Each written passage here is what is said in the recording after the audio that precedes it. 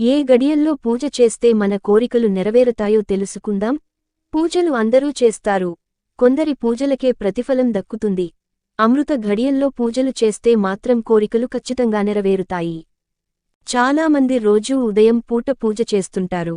కొందరు ఉదయం సాయంత్రం 2 పూటలు పూజ చేస్తూ ఉంటారు. కొందరికి సమయము లేక అస్సలు పూజలు చేయరు. అయితే ప్రతిరోజు అమృత ఘడియల్లో పూజ చేస్తే ఆ పూజకు ఫలితం దక్కి మన కోరికలు నెరవేరుతాయని శాస్త్రాలు చెబుతున్నాయి.